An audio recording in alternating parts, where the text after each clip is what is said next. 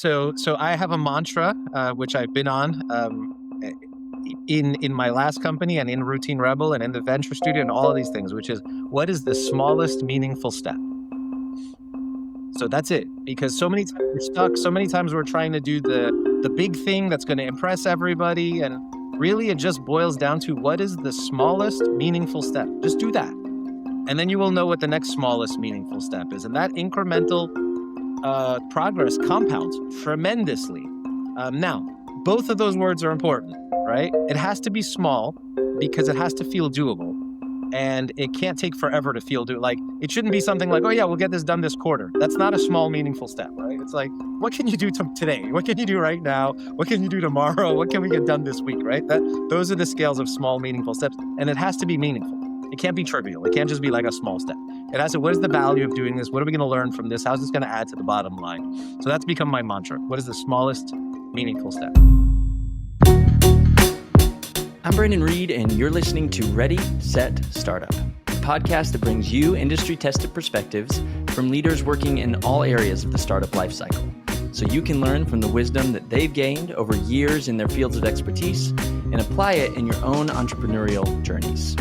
Let's get into it.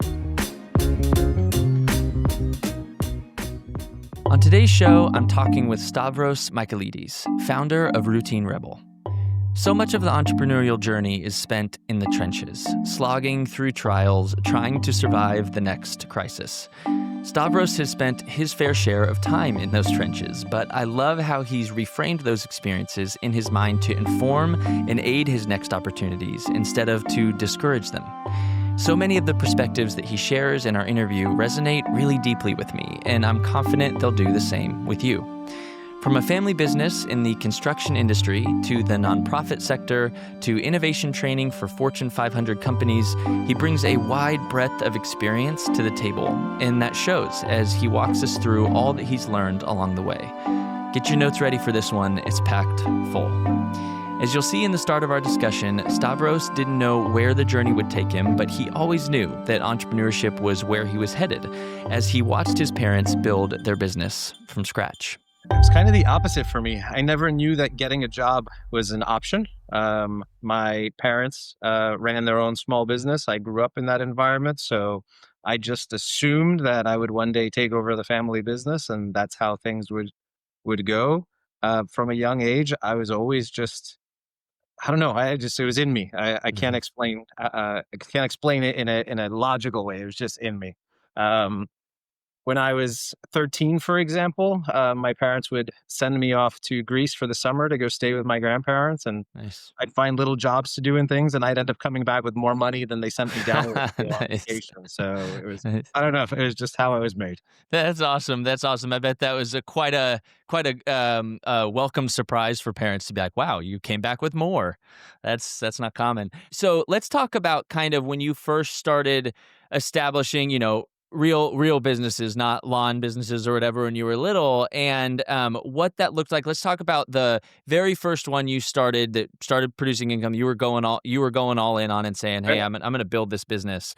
And did you start that with a co-founder or by yourself? It's just a really key question early for founders. And why'd you make that choice? Yeah. So the first business that I was really serious with was the family business. So I went to school. My first degree was in construction management. My summer jobs would be in the construction company. And so when I was in my early 20s, my dad was just at a point in his life where he was really tired, Yeah. didn't want to do it anymore. And he just said, hey, the He company's yours. started that from scratch? He had started that from scratch with his brother and his father. And they had a really good reputation. They would do really, really good quality work. And one thing that I learned from their story was they did very high end renovations in New York City. And when other people would say, well, how do I get into this business? I'm doing kind of renovations in my neighborhood. I'm doing renovations for my friends. I'm doing kitchens and bathrooms. What I realized is there was no pathway from your local, even if you're really good at your local area, there was no pathway into those multi-million dollar apartments. You just couldn't get there from here. So what they actually did is they started with demolition in those high end apartments. And so they chose like the lowest rung on the ladder and did an excellent job at it. My father had a story that he would tell. And then that led to, hey, you did a really good job. Do you also do this? Do you also do that? And like, and a good entrepreneur said, yeah, of course we do. And they kind of made their way up into that. When I took it over, it was in pretty bad shape. The reputation was still stellar, but there was a lot of debt, and we had an employee and a half. The half employee was my uncle, who was not about to take any direction from me, Yeah, yeah. but he was a wonderful craftsman. And we got really lucky. I had a client, former client of my dad's, who said, "Your dad's always been good to me. So, what do you need?" And I said, "Well, I got an employee and a half." He said, "Just send him to my apartment, and as long as it's getting prettier, my wife's not going to complain. Just send them there. And while they're doing that and your bills are getting paid, we'll find you work." And 3 weeks later, he had found me two. He had helped me land two contracts. Nice. And then we were off to the races. And we did really well. We grew very fast. Our work made it into Architectural Digest at some point. That's kind of maybe like Nice. the crowning jewel that you can say was a success. And then all the family got involved again. And then I realized that I just, at my young 20s, I didn't have the wherewithal to know how to Hmm. handle that. And it felt more like family than it did business. I know you had a friend of ours on Yeah, the that's right. podcast, and she was talking about family business. So I withdrew from that business and went off to my Mhm. next thing at that time. Okay, nice. Yeah, I mean that's a huge accomplishment to be able to step in, actually get the ball rolling, and grease the wheels that hadn't been greased for a while, and like it really creates some momentum in a business that had been struggling. That's really interesting. But I think you took the path that a lot of people do in family business, like not for me. For whatever reason, family dynamics are different. But like you said, I just had Tiffany Bailey on, and she talked about how she's gone all in on that, and her family's done really well in that area. But it's a really hard road to travel, I know, for a lot of founders. At some point, you got to make decisions that are good for the business and good for the family. And it takes a certain amount of experience to know how to do that. And if you don't, you feel like you have to choose. You feel like you choose between the people you love and the business you're trying to make succeed. Tough position to be in, yeah. So what did you go do after that? You said, "All right, this isn't for me. I'm going to do something different." What did it look like after that for you? The next venture after that was actually a not for profit, and I wouldn't say I started this one. I would say I was the first follower. There was a gentleman, and he was watching the news, and they were showing the Harbison Canyon wildfires out in California. This was back maybe in 2005, and his little boy said, "Dad, if we sent some clothes and some toys to Aunt Molly, who happened to live in California, do you think she can get them to this little girl on TV that was?" And he said, "I'll do you better than that, son. We live in a building with 300 other families. What if we put a box out in the lobby and see if we get donations?" And he called me up and he said, "Hey, Stavros, so this morning, not only was the box full, but there was another box there that was full, and there was a third box that was kind of coming together. Will you drive with me to California?" And he said, "You have an hour to think about it." And then he hung up on me. And so I picked up the phone immediately and called him back, and I said, "If you give me a full hour to think about this, the answer will surely be no." Yeah. That's good. Yeah. So we just started doing that, and then one trip led to two, and Hmm. then we would get people from the first location. When we did a disaster relief trip, the next time they would come with us, and it just kind of kept multiplying and snowballing. It was a really interesting experience to be on the not-for-profit side.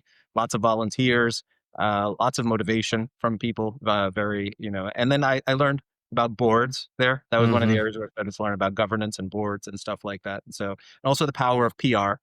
Jeff was very big on telling the story and magnifying the impact by telling the story. And that was something that I resisted. I resisted it because I felt like I wanted to have impact. I didn't want to tell the story of impact. But I learned from him that really you you got to multiply it. You have to have leverage, right? If you don't have leverage, you can only go so far.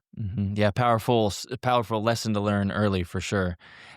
So when did you decide to go all in on a business of your own, to create something, and even past that and that nonprofit? When did you go all in on something of your own? After that, there was a business that involved several partners, and was a chain of eco-friendly dry cleaners, and that ended up in a bit of a failure, a bit of a leadership failure. So when I was done with that, and I had been going to school all along, kind of in the evening and where I could, so I had dropped out of an MBA program in order to do this last business. And when I finished, I went back and I said, "This isn't." The business acumen wasn't the failure; it was something else. So I went and studied creativity and change leadership. And when I got out of that, I decided that I wanted to start an innovation consultancy And at first, I wanted to start it for entrepreneurs, and it took me about 12 seconds to figure out that entrepreneurs don't have any money, and I wasn't going to be able to do that. And so I pivoted, and I said, well, let's go to the other end of the spectrum. Let's go after Fortune 500 companies. And it was pretty naive. It was pretty naive for me to think about that I could go in and do it, but I was persistent and I was flexible. And over the course of about 12 months, I managed to get my first contract, which ended up being a training company. Right, because the budgets didn't really exist for innovation training, for innovation consulting back then, but they existed for innovation training because this was a word that was going around. And so I said, "Yeah, we could do training." So so I started building an innovation training company, and that was the first one that I would say was really my me taking the lead Cool. and the company. Cool. Yeah. I mean, you use the word naive, and it's that, but it's brave, and it takes a lot of courage to say, "Hey, let's go after Fortune 500 instead," and actually talk to bigger companies, and that makes a lot of sense because they'd have the budget. When you made that choice and said, "All right, however naive it is, let's just do this," how did you go and find those companies? How'd you find people with appetite for something like that, especially in kind of a newer space that people might not have been allocating budgets to that at that time? How'd you find your customers? I started networking. I just started networking, going to networking groups, Okay. which was not necessarily a pleasant experience, but I met some really great people. Mhm. Not at the networking group, but maybe for Yeah. coffee afterwards. Yeah. And one of those individuals said, "Hey, I do work in this space, but I can't offer what you do because I don't have the expertise." He said, would you be open to a partnership?" Hmm. And I said, "Absolutely." And he had a trying to remember which company it was, and I don't want to name names, but it was a large cybersecurity or computer security back then company. And we flew out there and we made the pitch, and we were up against some really big names and we won, and I was very surprised. And I don't know, you know, it wasn't the safe bet for them by any means, right? We weren't the tried and true name, although his company had a very decent reputation, and so that probably carried us a long way. But for me, I was very open about this is my first time doing this. This is my expertise. This is my background. Here's the curriculum I'm proposing, and they took a chance on me. And then there was a second one, which was it was a big company, but it was very fast growing, kind of in the internet space. And by the time we had landed both of those, then it just became easy. Then it was like, oh, you've worked with so and so and this and that, and then you start to learn your customer's language, and you say, oh, I understand your problem. Are you experiencing something like this or that? And when customers start hear you talking their language and Totally. start being comfortable that you are very aware of their problem, it's a really good way to gain trust. Now, I've been thinking about this lately because it's it's hard. It's not easy to really understand someone and be able to articulate back to them the problem as they have it, and to show that you understand their problem and their industry and their space. But really, that says nothing about how good your solution is. So when we Hmm. trust people because they understand our problem, I think we're only halfway to is this actually a good solution? Because if they understand it, there's a good chance they've been working with it for a long time. But vetting the solution is also important. And so, actually, with that business, I would say that our product for that business ended up being a B plus. Hmm. And I didn't have the deep expertise in corporate America to be able to create curriculum that resonated with people in that space. And the kind of feedback I would get from people was, you know what, this is really good training. And I'm definitely going to use stuff that I learned here in my personal life. I'm going to use it in my side hustle. I'm going to use it, you get all of that kind of thing, and people would be part of it, and it would be fun and they'd experience it well. But then they'd come back and they'd say, but I don't really think I could use any of that here. Hmm. And I Yeah. would say, "Why?" And they'd say, "Because a lot of what they say about creativity and innovation is lip service. Yeah. It's kinda Yeah. not Things for work real." different here. It doesn't work like that here. Yeah. Yeah, and so it took me a long time to be able to work through that, and I felt that save our final client, our final product, I would say, overall, we hit a B plus, and a B plus was not enough to make our company tremendous. I mean, we were 7 figures, you know what I mean? But you're just when you don't have an A plus plus, you're just you're not, if you're not 10x better or whatever, it's hard. It's a slog the whole way. you answer these next few questions with. I know you've done a lot of things, Stavros, and I know you have a lot of depth of experience. So pull from whatever as we go forward into these questions. If you need to jump forward into one of your more current businesses, that's fine. These are I want to like really drill into some practicalities of what you did in the business, some learnings and insights, and so pull from whatever you need. But when you were in any of those companies that you went on and started from then up until now, there's a really key point that happens that I really like to press into with founders. There's a key point that happens when you create a company, you start to get some traction, maybe find some product market fit, you have some early customers, and you realize if you started it by yourself or even you and one other key person or co-founder, you start realizing like, whoa, we are over our skis here. Like this is more than we can handle. We need to bring on help. And I think that's a really anxiety inducing moment for people because then that's payroll, man. Like that's supporting other people's livelihoods.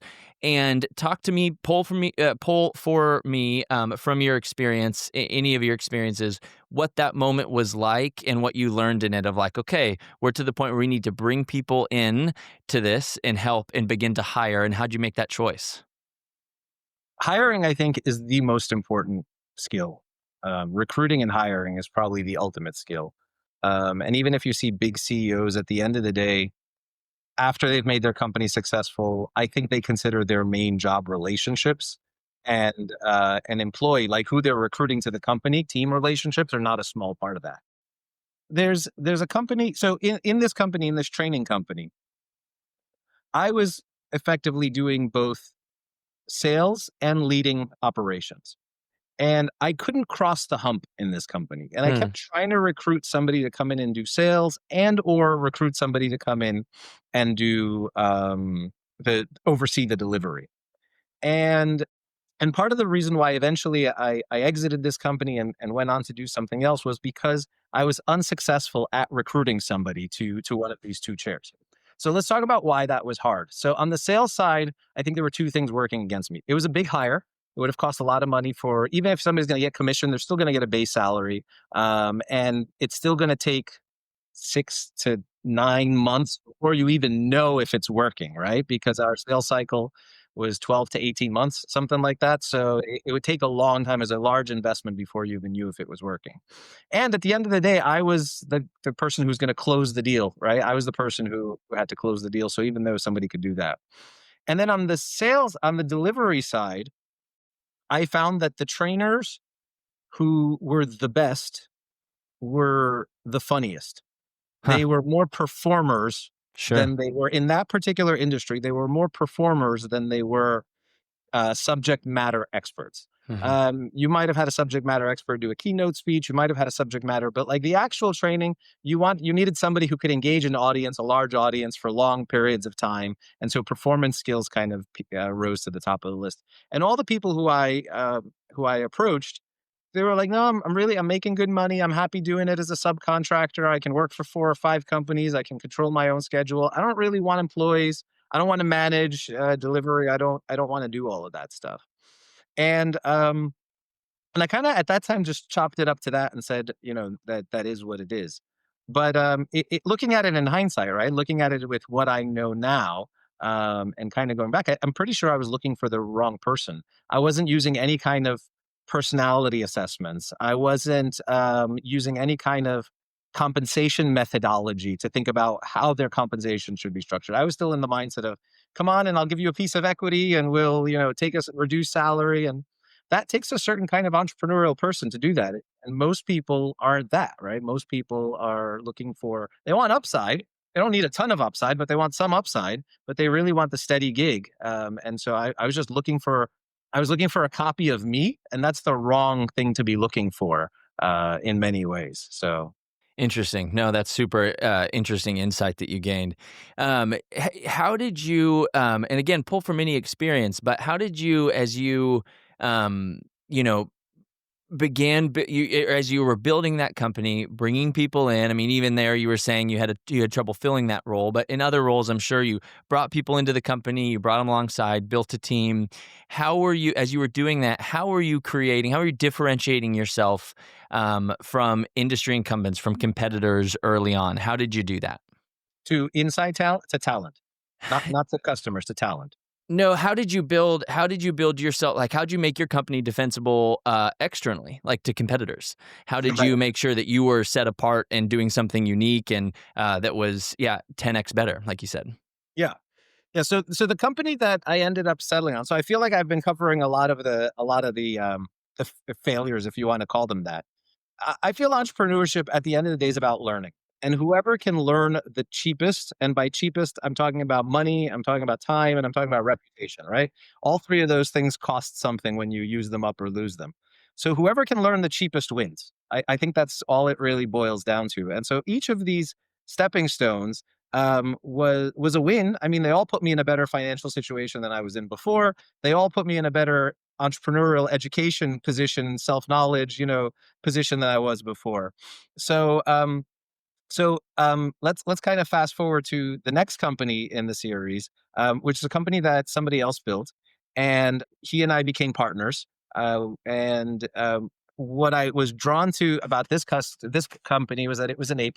And what we did Mm, was we would do these week-long incubation workshops for scientists. So we get hired by fund people who fund science and say, we'd like to fund more research in this area over here, and none of it seems to be happening organically. Or the proposals we're getting from the community in this area aren't, they kind of have been the same for the last 3 to 5 years. We need something different.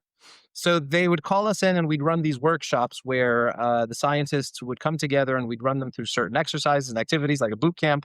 And at the end of the week, they'd produce these research proposals that the funders would be happy to fund. hmm, Um, and you'd raise everything, and it was one of those experiences where the customer is getting something 10 times better than what they were getting before.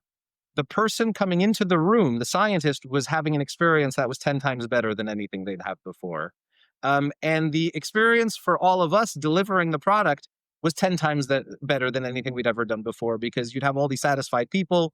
It would be very challenging and creative for us to do. So it was an amazing work experience. It was 10x across the board. And it was just one of those things that, regardless of who you were talking to, you could articulate and provide evidence for why this was better than the way they were already doing it. That's interesting. And I love how, when you first started off with that, you're like, hey, I joined this company, became a partner because that was an A+ product. And I think that goes to that point you were making of everything's learning. And if you can learn as cheap as possible, that's great. And when you were at that other company, that previous company, the training company, you knew you guys didn't have an A+ product. And that probably really helped you to see in that next opportunity or one of your next opportunities, that's an A+ product. You were able to see that, identify that, and then really press in, and that's really neat. When the people would leave that room, right, they wouldn't say, "Oh, this was really nice, but I really can't use that." Yeah. They'd come out and they'd go, "This has changed my life. Yep. The 30 people who I met in this room, I'm gonna be collaborating with for the rest of my career. Mhm. Mhm. My career has taken a left turn, and Mhm. I'm gonna go explore something that I never thought that I was Mhm. gonna explore. That's so interesting." Like, just the kinds of comments you would hear, like, all you gotta do is listen.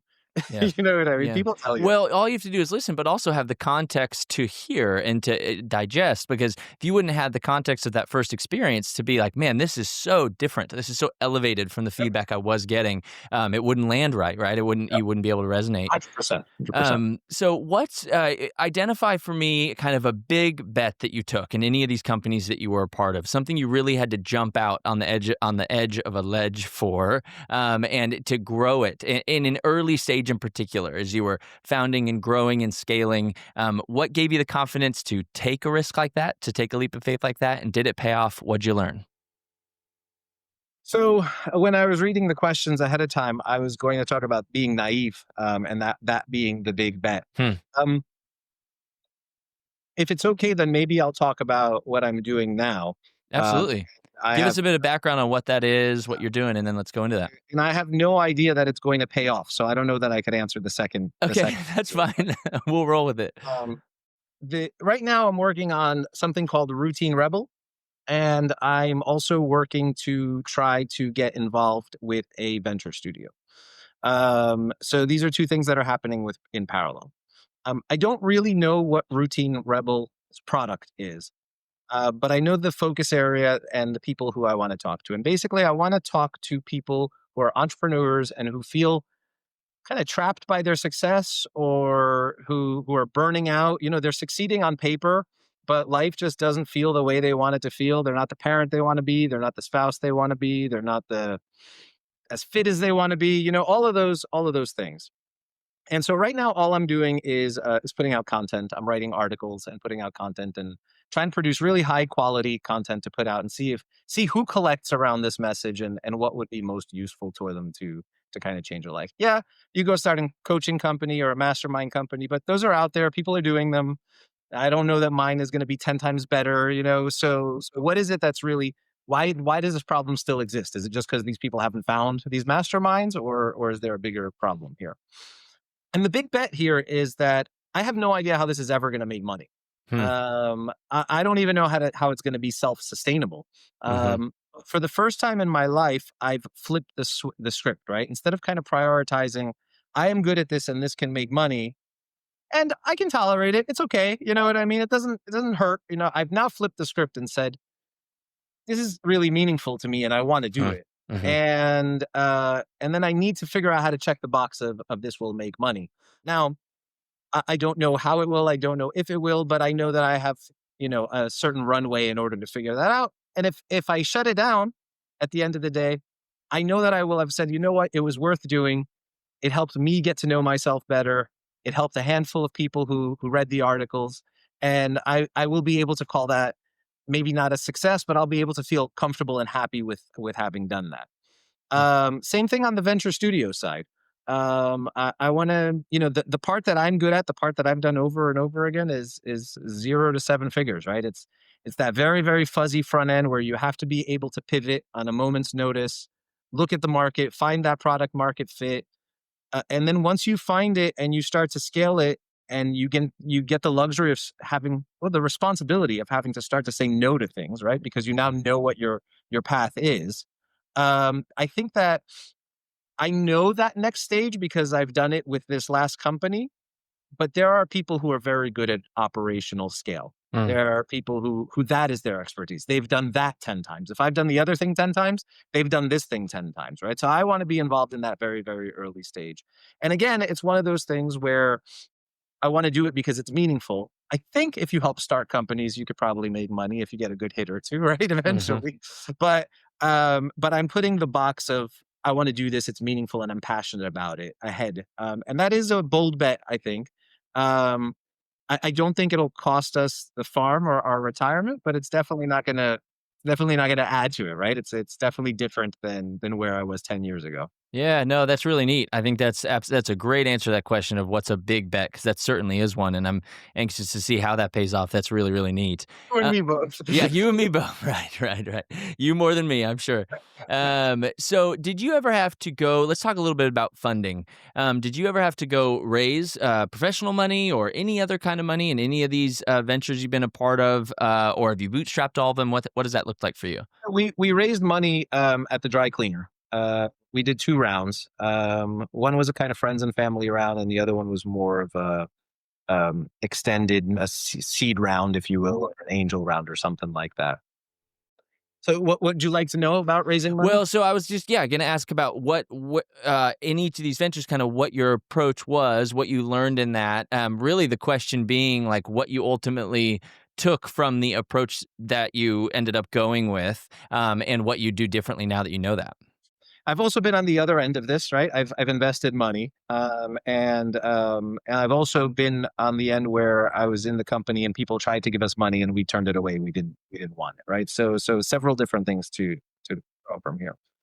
So first and foremost, talk to investors before you need their money. Yeah, Um, if I you hear know that you're so going to much. raise That's really later, good advice. Yeah. right? If you know you're going to raise later, start talking to them now. Build credibility with them. Say, hey, I'm here. I want to tell you about what we're doing. We don't need money now. We're going to need money in a year. Hmm. But I'd like to tell you what we're going to do between now and that year when I come back to you. And what that does is it makes you a person of your word. Hmm. It makes you somebody who demonstrates credibility because you come, you get to know them, you stay in touch, and you say, I told you I was going to do X, Y, and Z. And look, we did X, Y, and Z. Hmm. X worked. Y didn't. Z, you know what I mean? Hmm. Like, but they saw that you said something and that you're making the most of it and that you're moving forward. That would be probably my biggest takeaway. The second thing is now from the lens of investing money. If you have the luxury, be picky. Take money from people who can add more than just money to your venture. whether it's network or expertise.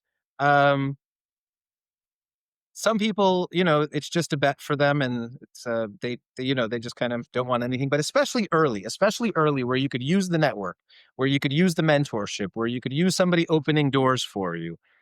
Look for more than just the dollars. I would say that goes a really, really long way, because they're invested in you. They want you to succeed. And look, if somebody comes along and says, "Hey, I have this much money to invest, but I want to play a role. I want to be involved in your company." Um, just you have to be careful. Yeah. Like I think founders often they treat their equity too lightly. I've seen founders give away more equity than they should upfront, and I've seen other founders hold on to their equity tightly, and that holds them back from actually growing. Right. Hmm. So you have to find that sweet spot between I have something of value here, I value it, and I will give it to the right person for the right amount. And it's a bit of a marriage. Yeah, Right? It's not for it's not sure. a transaction where you can return it back to Amazon or, like, Yeah, that's right. No, that's good. I want to double click specifically. I think this is really interesting with your perspective in particular of if you're talking with somebody, especially in the early stages, as you pointed out, who can help you, who's not just investing in you with the money, but can help in other ways. As you being someone on both sides of it, you've invested, you've pitched. How do you do that evaluation as a founder? How do you look at? How do you? Because it's you hear that all the time of like, oh, you're asking for money, but it's a two-way relationship. You have to fit, they have to fit. You hear that, but there's so much material out there about how to pitch, how to create a effective and compelling message so that they invest in you. But how do you look the other way? How do you do that kind of almost interview of them when you need so much from them? You feel very vulnerable, you're asking, but there is this degree of like, well, they have to be the right fit for you. And how do you do that evaluation? I think first and foremost, you have to put yourself in the right state of mind. Hmm. And I'm trying to be very careful with my words here because I don't want to overstate this. Hmm. Um, but you almost have to not need anybody's money, right? You have to kind of almost go in with the mindset, which is I Sure. will not make a bad deal, Hmm. right? You Hmm. have to, because making a bad deal is just not worth it in the long run. Hmm. So you have to respect yourself and what you've built far enough to be committed to not making a bad deal. And then you should never have just one potential investor. And I know it's in the beginning, it's so hard because you're like, I've been knocking on doors for Yeah. 6 months, and this is the first person who's Hmm. even talking to me about terms, right? And so you're just like, whatever you need, I'll give it to you so I can move to the next Yeah. state, right? And so you just want to accept it, you just want to settle for it. But usually, if the first person has started to kind of respond, that means you're just getting good at it. What that means is you're just now getting good at figuring out how to get people to open the door. So if you're going to pass on an opportunity, now's the time to pass on it because it took you this long to learn how to do it. It's so I would say that, and this is when we were talking about exiting from bigger companies. I went to one of those seminars where you sit and they talk to you about what you should know, and then they try to pitch you for your business. And one of the things they said is, if you've only got one buyer, then you have no leverage, right, or something like that. And I think it holds true with entrepreneurs and term sheets. If you only have one person who's in, so you need to create a bit of a bid. And in order to do that, you're going to need to work past that emotional state of, hey, I just got my first, I want it so bad. I'd probably say that going back to Routine Rebel for a minute, my biggest learning in all of this is it all starts up here, right? It Hmm. all really starts with that state of mind. And what I want people to really ask themselves, and what I find myself asking myself, is when reality is not going the way that I want it to go, I start asking the question, how am I standing in my own way? How am I st what am I doing that's producing these results? What is my fear that I won't let go of? There's so much of an internal emotional and mental game that goes on. And making that explicit by reflecting, by getting to know yourself, making that explicit to yourself is actually the beginning of all of these battles, and just kind of having a clear internal dialogue and a good relationship with yourself. That I think goes a long way. And if you could find a wonderful partner, I tend to like partnerships. I enjoy working as part of a team. When you find somebody who's in that same boat with you and you guys can grow together, Like that's a home run in my book. I love that perspective of not thinking of the first opportunity you get, first term sheet, first even, great conversation or somebody that's interested, not being like, oh, sweet, like I've arrived. It's like you've just begun. Like that's just the moment where you feel like, and so you can almost see that as your own internal, even if it helps mentally to think that's my leverage. Like I'm just getting going. So, and I mean, how many stories have we heard about someone, an entrepreneur getting to a place where they have to have the money. Like they have to take Yeah. whatever deal they get. And so you hear those horror stories of like, I was in there, could see how they were taking advantage of me in the terms. And I was like, I've got to have the money. Payroll's got to be met by Friday. Like, and so then they Mhm. make the choice. And so to get out ahead of that, to your earlier point of like, talk to them before you need money, I've heard also a lot of like the best time to be raising was you don't need to be raising. Like you're going and you're having those conversations. I think that's all really prescient advice. All of these things are hard though, right? Because when you're So first hard. on the journey, you don't know, and you're off Totally. focused on the wrong things. You're focused on these little tiny things that you think are so paramount and important, or you're trying to completely perfect your prototype, even though it's going to break 6 months from now. And Mhm, mhm. you're doing all of these things that take a lot of time and are very valuable, but you're avoiding something. So I think the question that I would maybe prompt entrepreneurs to ask early is, what are you avoiding right now Mm. that's maybe going to prepare you better for tomorrow? And why aren't you doing that? And then mentors, right? Having somebody who's telling you what that next step should be. What's the thing that you're not going to think about yet, but that's maybe 6 months, 8 months down the line? That is so valuable. If you could have somebody give you, that's like a cheat sheet, right? That's Yeah. like a code. Yeah, it is, and it's like a cheat sheet in context of you, your situation, your background. They know you. They know your business, and man, I think there are so many entrepreneurs get in so much trouble, and I fall prey to this all the time. Of like, you had made the point of you said something to the effect of you're after the wrong goal or you're seeing it the wrong way because you don't know what you don't know early on. And we're in this world of hyper amount of information. We're all as we're founders, we're sponges. We're trying to learn, trying to do this the right way, and you intake content from people who are 10 steps further than you down the journey, and they're saying, here's how you do it. And they're saying it in context of their business 10 Yeah, yeah. steps down the road with maybe, they've already exited two businesses and they have all these existing connections. So they tell you how they're raising their third round in their third company. And you're hearing that and being like, all right, so that's how I need to approach my first raise in my first company.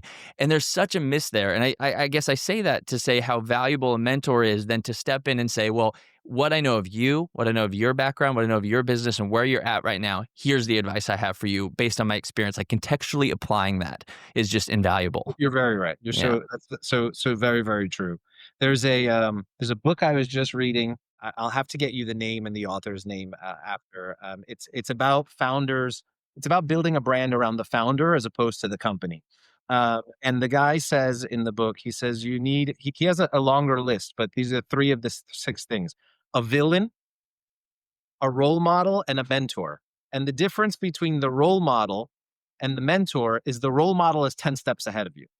They may be in your industry, they may be in all of that kind of stuff, but they're 10 steps ahead of you. You're looking at them for inspiration for the future, but you can't directly learn from them because what they're doing is so far ahead of where you are. And then you want a mentor, and it kind of doesn't matter if your mentor you probably want a non competitive mentor, right? It doesn't matter if they're an adjacent space, but they're ahead of you just barely ahead of you in entrepreneurship. They may be an entrepreneur for 10 years where you're just getting started out, or they may be something like that. So I think that distinction, he did a good job, that author, of making the distinction between a mentor and a role model and how they both serve their purpose. I love that. I think that exactly hits the nail on the head of what we were getting at. Let's talk a little bit about operating your business. And as you're there and you're scaling and growing and managing people, what's something that feels like it just consistently proves itself over and over as a gospel truth of operations in your business that you feel like you live by and go back to again and again? Yeah. Yeah. So I have a mantra, which I've been on eh, in my last company and in Routine Rebel and in the venture studio and all of these things, which is, what is the smallest meaningful step? Hmm, So that's it. I Because like so that a many times lot. we're stuck, so many times we're trying to do the big thing that's going to impress everybody. And really it just boils down to, what is the smallest meaningful step? Just do that. And then you will know what the next smallest meaningful step is. And that incremental progress compounds tremendously. Both of those words are important, right? It has to be small because it has to feel doable, and it can't take forever to feel do like it shouldn't be something like, oh yeah, we'll get this done this quarter. That's not a small meaningful step, right? It's like, what can you do today? What can you do right now? What can you do tomorrow? What can we get done this week, right? That those are the scales of small meaningful steps, and it has to be meaningful. It can't be trivial. It can't just be like a small step.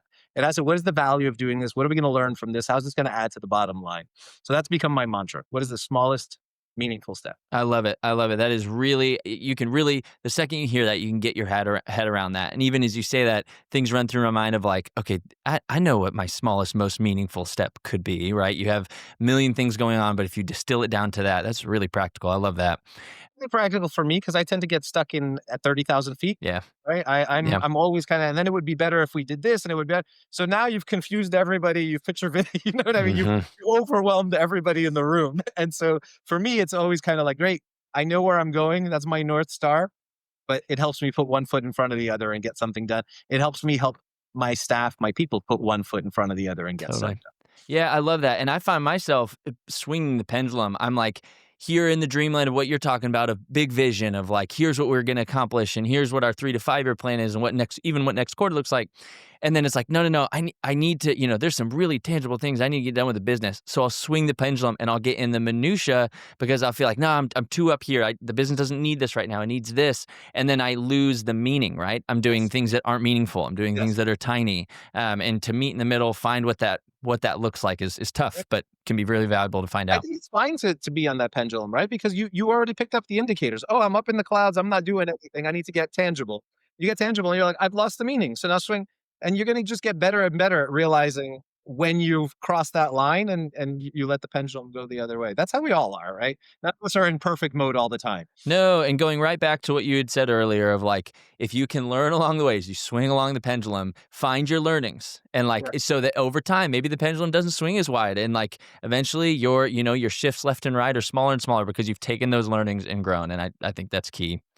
What about scaling? You've been a part of several companies that you've even just touched on. I know not even all of them, but the ones that you've touched on, there's been you were in there from the start and had to do a lot of growth. What for other founders that are in that kind of active stage of early growth? What are some things I would say words of caution, but any words of insight that you could give to founders in that stage that you've been in so often? We touched on it a little bit before, but I think the hardest part is adding management. Hmm. Like when it comes I mean, to people in particular, adding managers. adding managers, Yeah. right? So I think hiring is hard enough, and trying to figure out how do you find the right people? For me, one mistake that I kept making is I kept hiring for potential rather than expertise. I would just recognize people and be like, "Oh, that's a smart young guy," you know what I mean? And so, she's brilliant and she's just getting started in her career. And the truth is, they didn't actually know how to execute, even though they had a lot of potential. They didn't know how to execute the thing that you needed executed. And you're kind of almost going to pay no matter what, right? You're either going to pay somebody a higher salary, or you're going to pay somebody a lower salary for more time and give them your own time in order to train them. And either one is okay. You just kind of need to know which business you're in.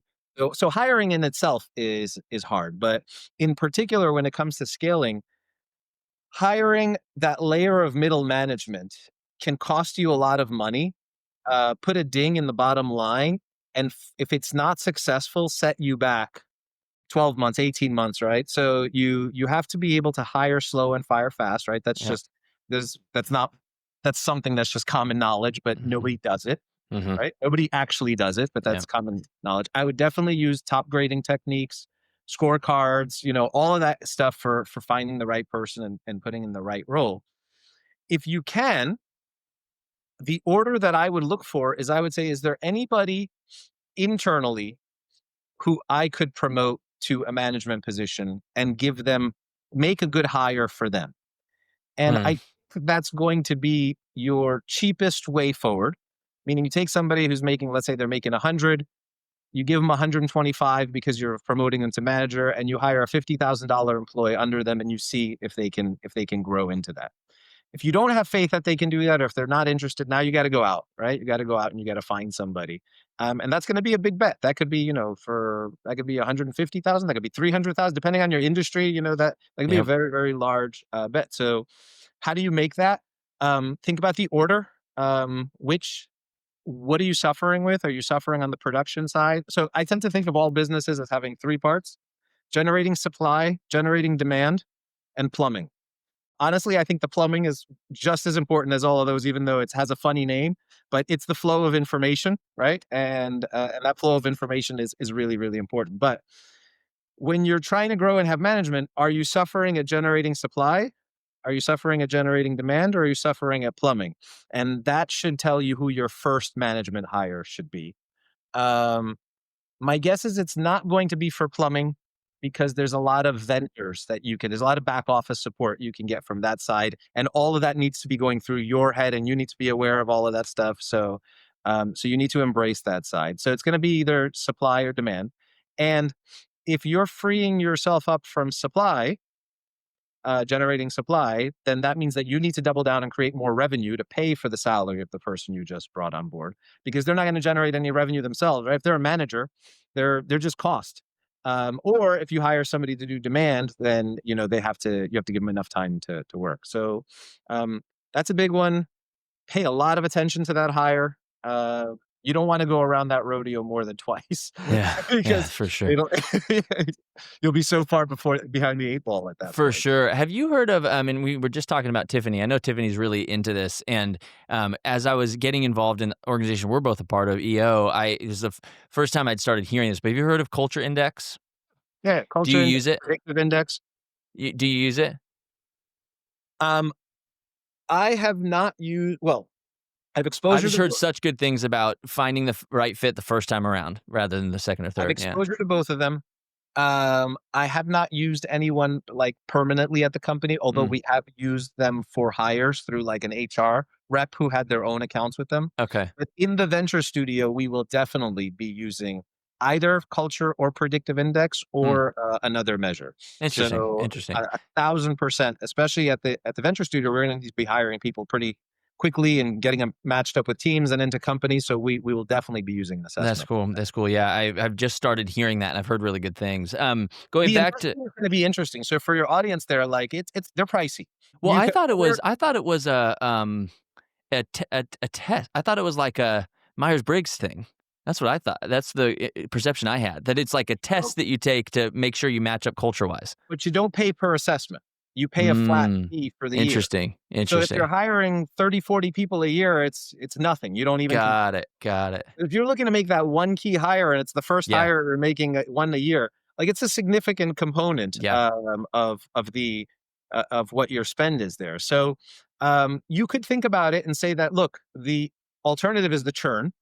So I'm going Yeah. to go ahead and bite this Yeah. bullet and spend that, and I'm going to have everybody who's already on my team take it, and it'll help us all with our team building. Or there are HR consultants out there that I've come across with that consult you on this, and then they have access to instruments Hmm. that they can use to help you make those matches. Yeah, interesting. I wanted to go back and kind of talk about this. Is it really interesting how you said you hired for potential, not expertise, I think is the way you said it. And that's such a fine line because you hear so often, oh, what's the maxim? It's like, hire the person, train the skill, hire the character, train the skill, whatever it is, that you can find people that are willing to learn, that are hungry, and they can learn anything, right? Like you hire the character, you hire the person, you hire the potential, and then you teach the skill. And I think maybe the point you were making, and correct me if I'm wrong, is that that can work, but you were specifically making the point about like management, and that might be a whole different game in your mind. Is that kind of what you were saying?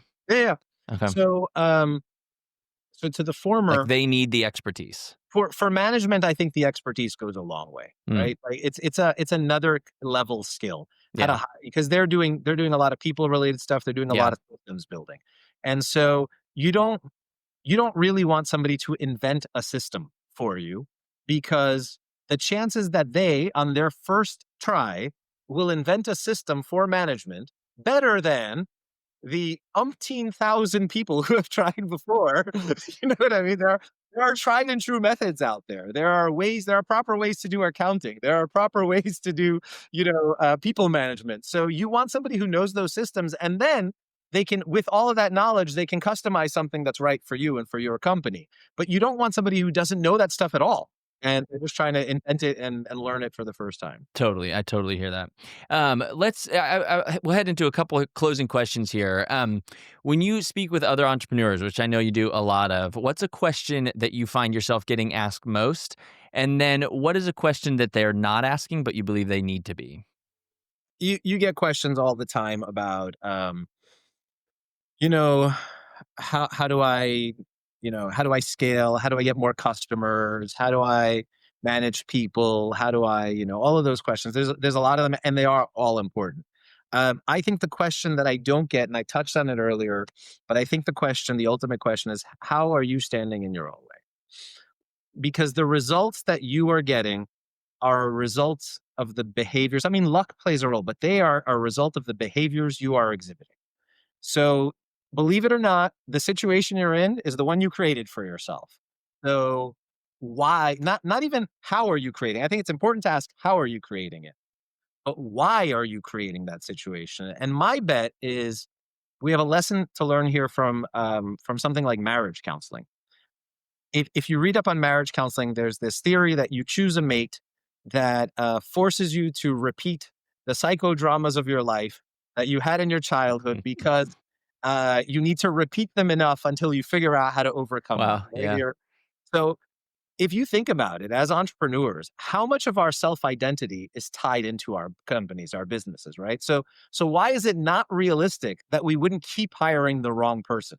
Hmm. Why is it not realistic that we wouldn't keep making that management decision identically the wrong way that we made it 10 times before, right? Because Mhm. we can learn, but up here we have blocks. We have psychological blocks, and we need to kind of really look inside and say, why am I producing the results that I'm producing? I think that's an Mm. important question people aren't asking. So good. Like, why is it logical to think that you wouldn't keep going that way and making those mistakes? That's really good. Imagine that you woke up at the start of your career. You have all the knowledge and experience that you've gained over your career, but you're right there at the beginning. How do you spend that first week of your fresh start? One of the reasons this is a tough question for me is because I feel like I'm now again at my fresh start in real life, right? Yeah, yeah. No, Like I get it. I'm looking for what's next. And so um This is good though, because yeah, I mean, in reality, you do have the experience that you've learned up until now. So yeah, what is that looking like? How are you doing it differently now? so the way I'm doing it differently now is I'm prioritizing my passion. And I spent a long time saying to people, do what you love for yourself and do what you're good at for money. And now I'm breaking my own rule that I've been going around and saying for the last 25 years, right? And I kind of want to do what I love for money, and what I'm good at, hopefully can play a role here. If I was talking though to somebody who's genuinely just starting their career, I would just say read voraciously, get exposure to deal flow. Find a friend who's a lawyer. Find a friend who's a VC. I don't know, but like go read case studies. Have AI generate like the equivalent of a Harvard Review case study. Like just get lots and lots of exposure to deals, because otherwise you just have to learn them like me, one company at a time, and you kind Yeah, of learn whatever you learn from that one, and then you move on to the next.